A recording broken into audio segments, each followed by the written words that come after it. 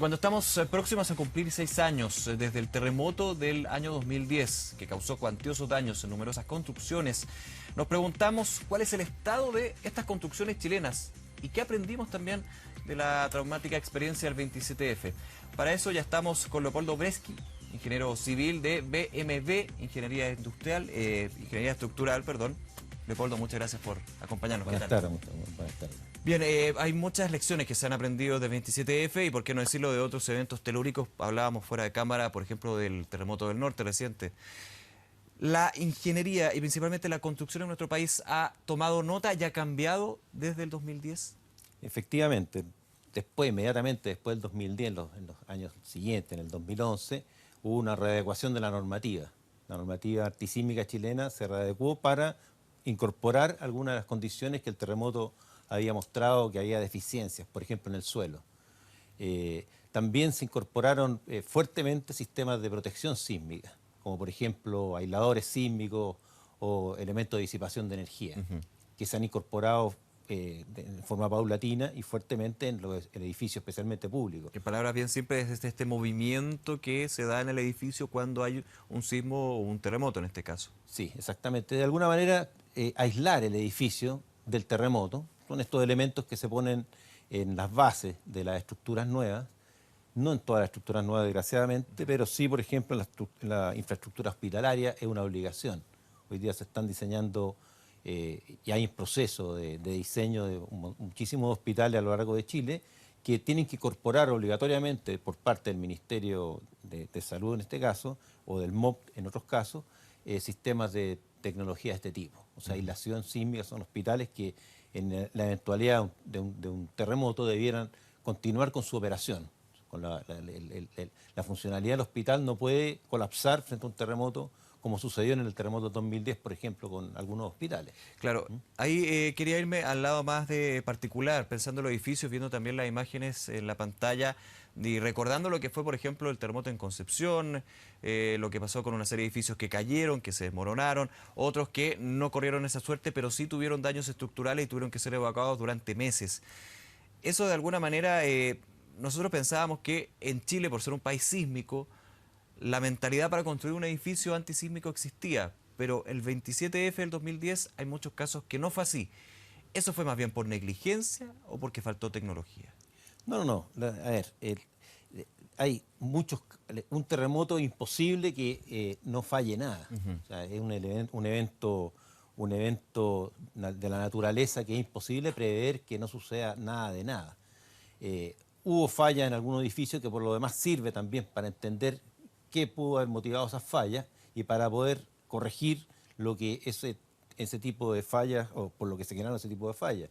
Por ejemplo, una de las falencias de la normativa que había en ese momento tenía que ver con la clasificación de los suelos.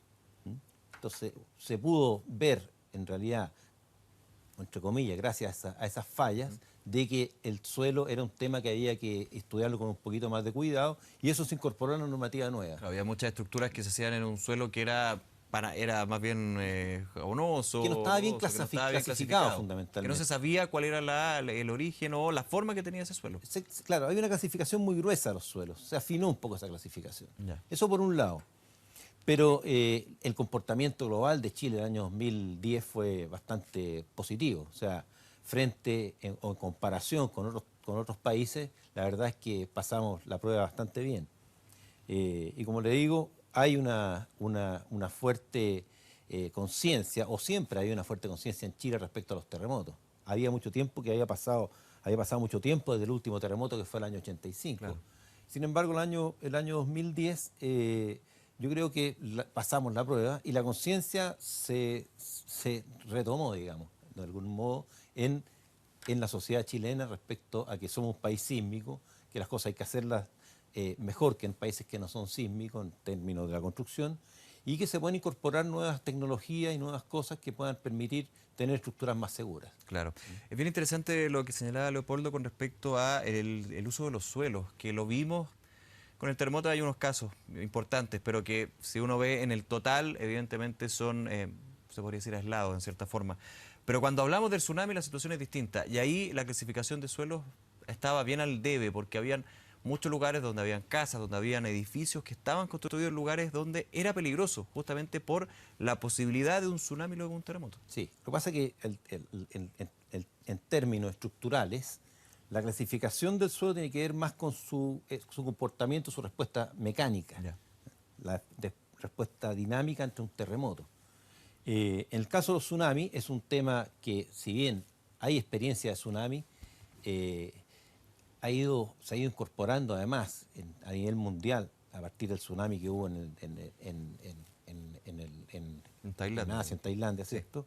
A raíz de ese tsunami, una conciencia mayor respecto de ese problema, que fue el problema de nuestro terremoto del 2010 también, porque la mayor cantidad de gente que murió fue durante efecto del tsunami, no tanto sí por el terremoto. No tanto sí por el terremoto, exactamente. Entonces, ese efecto yo creo que efectivamente hay que tenerlo en consideración. Es decir, la ubicación y eso tiene que ver un poco con la autoridad, el permitir o no permitir que se construya en lugares que tengan este riesgo. Por acá, Cámara, hablábamos de un concepto bien interesante que es irrelevante en este caso, que es el del monitoreo. Monitoreo que se tiene que hacer a las estructuras, a los edificios, porque no sirve de nada estar preparado o pensar que se está preparado para un terremoto si finalmente no se hace una fiscalización, podríamos decir. ¿Cómo se puede llevar a cabo eso? ¿Cómo se monitorea que una estructura, un edificio es antisísmica y cumple con lo necesario? Sí, bueno, hay una serie de normativas. La normativa nuestra hace que nosotros tengamos que someter a revisión nuestro edificio. Pero hay un déficit que tiene la ingeniería estructural en general, a nivel mundial, y más que un déficit, una particularidad. En general, la ingeniería mecánica, la ingeniería aeronáutica, tiene en el proceso de diseño y desarrollo de un proyecto, por ejemplo, un automóvil o un avión, se hacen prototipos. Se hacen prototipos y con prototipos uno puede perfeccionar el diseño mismo. Sin embargo, en la ingeniería nuestra, la ingeniería estructural, eso es imposible porque uno tendría que hacer un edificio, monitorearlo, ver cómo responde ante un terremoto y después hacerlo de verdad. Y eso no existe. Entonces, como no existe esa posibilidad, la única fuente de información es el mismo edificio, las mismas construcciones. Nosotros en Chile tenemos una característica que es bastante peculiar, pero importante. Chile es un país que las magnitudes de los terremotos son tan grandes que abarcan casi todo el territorio, gran parte del territorio. Eso permite tener o someter a muchas estructuras a estos movimientos que son de la naturaleza. Entonces, lo que está faltando, y que yo creo que puede ser un tremendo aporte de la ingeniería chilena, estructural chilena, hacia el desarrollo científico de la ingeniería estructural, es poner monitores, poner instrumentos dentro del edificio que permitan ver la respuesta del edificio cuando venga un terremoto.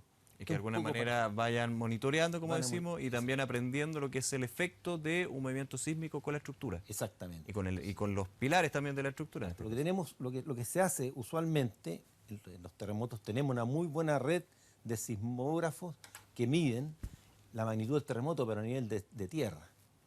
Pero a nivel de edificio, ver lo que pasa en un edificio, efectivamente cuando hay un terremoto, en términos de ingeniería, ver qué aceleraciones está sometido este edificio durante ese evento, es algo que es de suma importancia poder evaluarlo y poder así desarrollar mejor la ingeniería estructural en el futuro. Nosotros estamos empeñados, digamos, tenemos algunos edificios que estamos poniendo elementos de monitoreo que son acelerógrafos o elementos que miden tensiones internas del edificio. Es equivalente a cuando alguien trota, se pone algún elemento para medir ir las pulsaciones. Claro. ¿Ya? Es algo que además las compañías de seguros van a empezar a utilizar y que están empezando a utilizar para medir su probabilidad de riesgo al asegurar un edificio. En este caso. Exactamente. Claro. Leopoldo, muchísimas gracias por esta entrevista, por estos detalles. Son lecciones que se han aprendido, que desgraciadamente parten de una situación que fue terrible, pero por lo menos nos deja bastante más preparado para la realidad. Somos un país sísmico y evidentemente las estructuras también tienen que obedecer a eso. Muchísimas gracias. Gracias. Buenas tardes. Buenas tardes.